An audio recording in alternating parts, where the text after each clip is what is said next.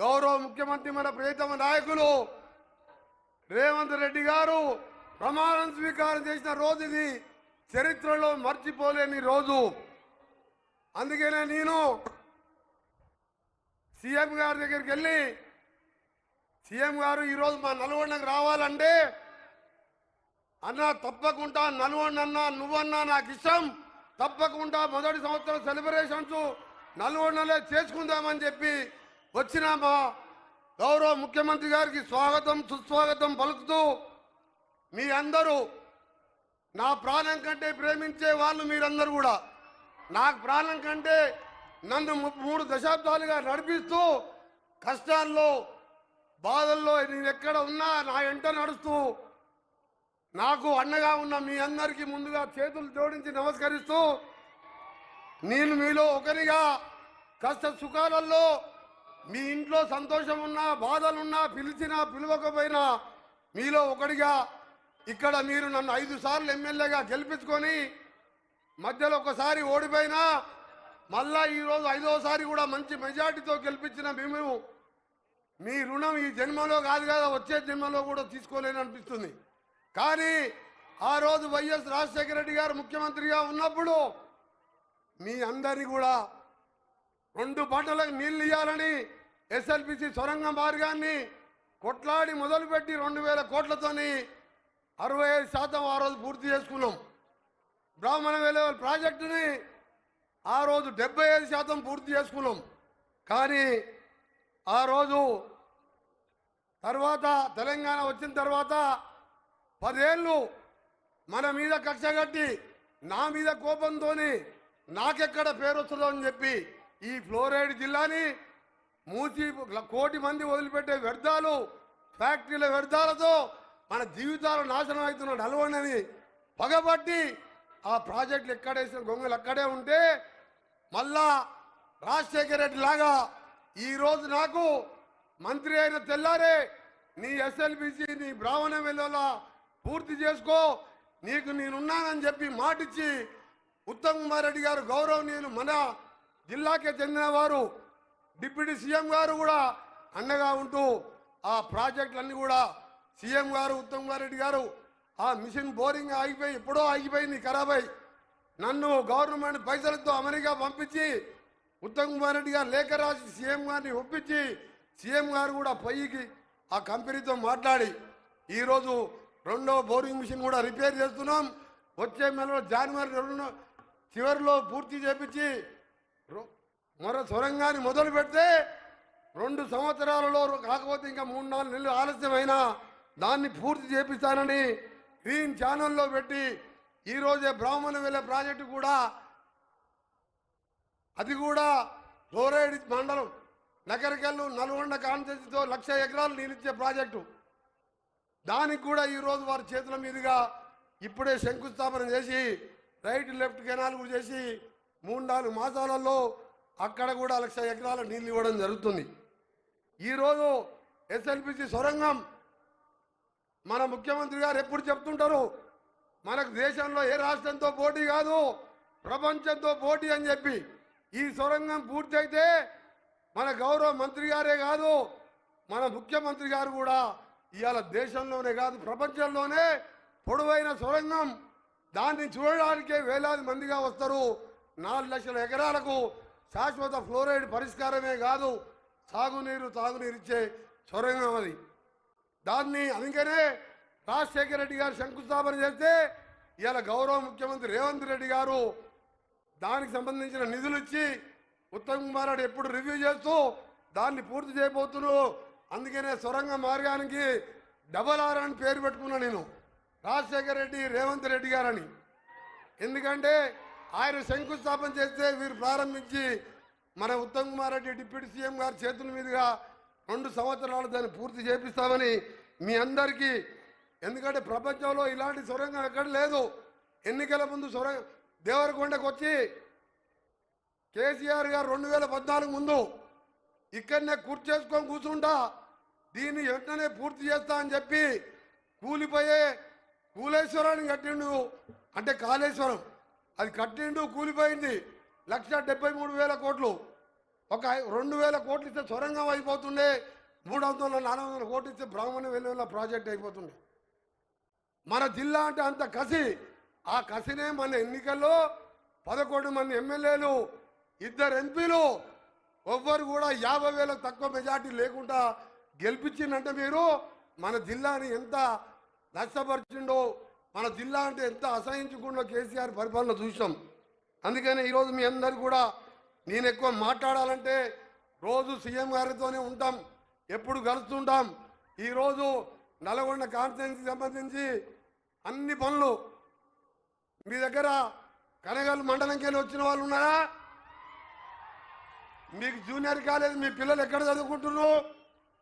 నల్గొండకు వస్తున్నారు 40 కిలోమీటర్లకు వెళ్ళి.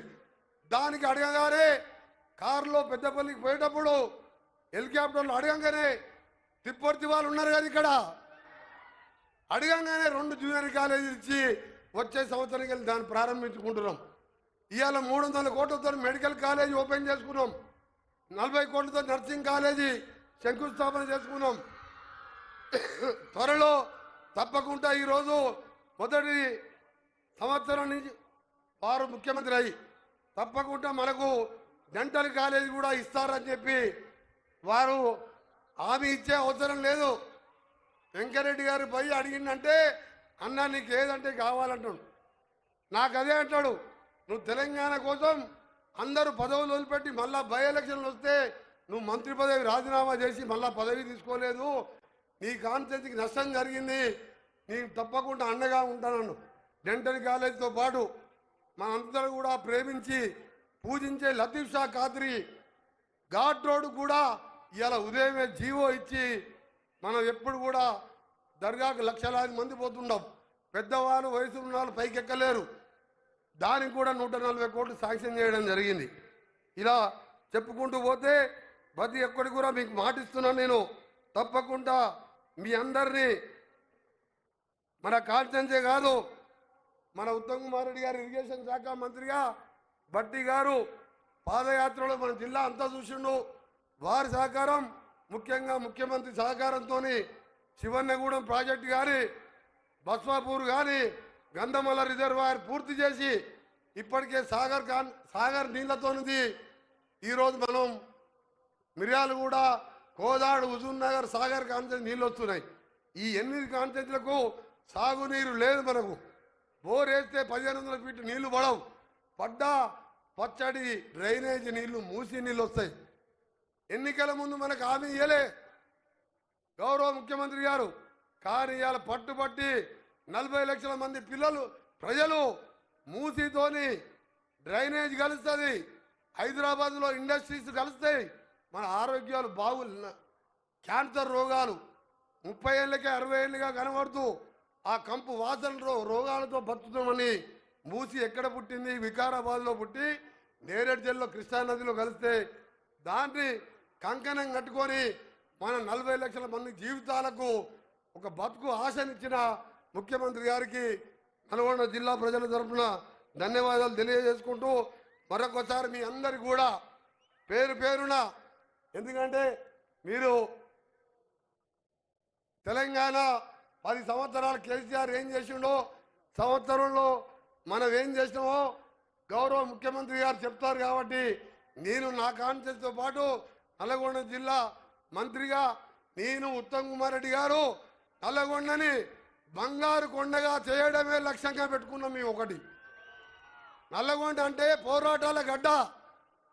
రజాకారులను తరిమి కొట్టి మనను రావి నారాయణ రెడ్డి లాంటి పోరాట యోధులను చూసినాం మనం. మల్లు స్వరాజ్యం, ఆరుట్ల కమలాదేవి, ఆరుట్ల రామచంద్రారెడ్డి, ధర్మాభిషన్ లాంటి వారు చూసినాం మనం. అలాంటి శ్రీకాంతాచారి మలిదశ ఉద్యమానికి నాంది అయి తెలంగాణ రావడంలో ఆయన ప్రాణాలు వదిలిపెట్టుకున్నాడు. అలాంటి జిల్లాని ఇలా కాంగ్రెస్ కంచుకోటగా ఉన్న జిల్లా ఇది. తప్పకుండా పెద్దలందరి సహకారం, మంత్రులందరి, మన హెల్త్ మినిస్టర్ సహకారంతోనే ఇలా ఇంత మంచి హాస్పిటల్ ఎక్కడ కూడా లేదు, మెడికల్ కాలేజ్.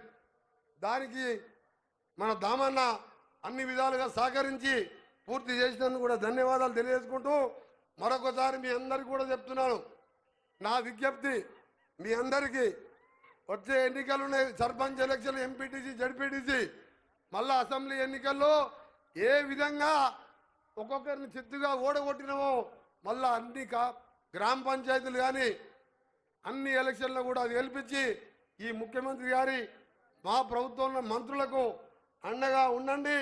ఈ 4 ఏళ్లే కాదు 5 ఏళ్ళు కూడా మళ్ళా వచ్చే అధికారం మనదే. కేసీఆర్, కేటీఆర్, హరీష్ రావు గురించి మాట్లాడితే నా గొంతు దండుగా ఆ సమయం వేస్ట్. ఎందుకంటే కేసీఆర్ అని మనిషి లేనే లేడు. ఆయన సంవత్సరం ఓడిపోతే పోయి ఫామ్ హౌస్లో పండుకుంటారా? 30 ఎమ్మెల్యేలు ఉన్నారు కదా, బయటకు వచ్చి మాట్లాడచ్చు కదా. అదే మా బట్టన్న 5 ఎమ్మెల్యేలు ఉన్నా 5 సంవత్సరాలు ప్రభుత్వాన్ని గల్లబడి నిలదీసి ప్రజల కోసం పాదయాత్ర చేసిన నాయకుడు. 30 ఎమ్మెల్యేలు ఉండి ఇప్పటికి బయటికి రాడు. హరీష్, కేటీఆర్ మాట్లాడతారు ఏ హోదాలో. హరీష్ రావు ఏవో కేటీఆర్ మామ అని చెప్పి వాళ్ళు ఎమ్మెల్యే అయ్యిండు. కేటీఆర్ ఏవో వాళ్ళ నాయన నాయకుడు కాబట్టి ఎమ్మెల్యేను. నేను అలాగే మన నాయకుడు రేవంత్ రెడ్డి గారు రైతు కుటుంబంలో పుట్టి ప్రజల కష్టాలు చెప్పి ఈ స్థాయికి వచ్చినాం. అందుకనే మీ అందరు కూడా ప్రజాపాలన అందిస్తామని తెలియజేసుకుంటూ మరొకసారి మీ అందరు కూడా ఇంకా మన నాయకులు మాట్లాడేది ఉన్నది ఎక్కువ మీకు ఎక్కువ ఇబ్బంది పడ్డది. ఎందుకంటే చాలాసేపు అయినాయి.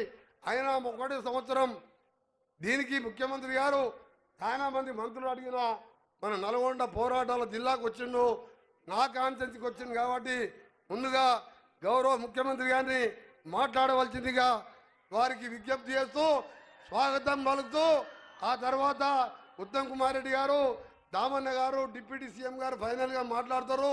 అందుకనే మీ అందరికీ కూడా చెప్తున్నా, ఎవరు కూడా మళ్ళీ లాస్ట్కి నేను 5 నిమిషాలు మాట్లాడతా. నేను మాట్లాడినప్పుడు ఇంతకు 3 అంతలు బయట ఉన్నారు. మన గ్రౌండ్ దొరకక 3 రోజుల కిందే నిర్ణయించుకున్న మీటింగ్. అందుకనే మీ అందరు కూడా విజ్ఞప్తి చేస్తూ ఇంకా అరగంట ముఖ్యమంత్రి గారు మాట్లాడిన తర్వాత మా మంత్రులందరూ మాట్లాడతారు, మనకు వరాలు ఇస్తారు. నేను అందుకనే ఎక్కువ మాట్లాడుకుంటా వారికే సమయం ఇస్తూ మరొకసారి మన ఎంపీగా దక్షిణ భారతదేశంలో పెద్ద ఎత్తున మెజార్టీతో గెలిపించి రికార్డు సృష్టించిన మన రఘువీర్ రెడ్డి గారిని మీ అందరు కూడా చేతులు జోడించి నమస్కరిస్తున్నారు.